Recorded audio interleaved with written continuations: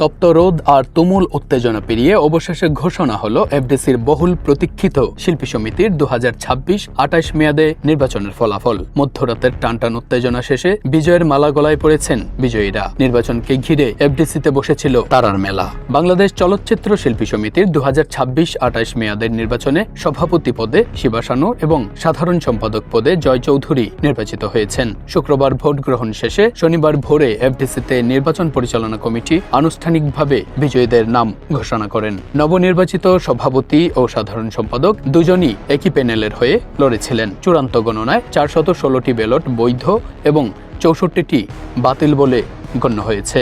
ঘোষিত ফল অনুযায়ী সভাপতি পদে 243টি ভোট পেয়ে নির্বাচিত হন শিবা শানু। তার নিকটতম প্রতিদ্বন্দ্বী ফাইট ডিরেক্টর ও অভিনেতা আরমান পেয়েছেন 173 ভোট। অন্যদিকে সাধারণ সম্পাদক পদে 237 ভোট পেয়ে জয়ী হন জয় চৌধুরী। এ পদে তার প্রতিদ্বন্দ্বী রোমানা ইসলাম মুক্তি পেয়েছেন 179 ভোট। এছাড়া সহসভাপতি পদে নির্বাচিত হয়েছেন ডিএ তায়েব ও ইলিয়াস কোবরা।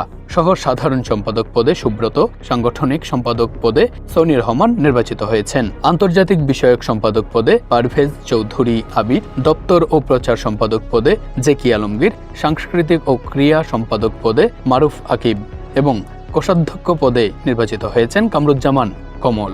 এছাড়াও কার্যনির্বাহী সদস্য হিসেবে নির্বাচিত 11 জন হলেন আলিরাজ, কাবিলা, কায়েসারজু, জেসমিন, নাসরিন, ফরহাদ, শিপন মিত্র, রাকা, চিকন আলী, শিরিন শিলা ও সুশান্ত।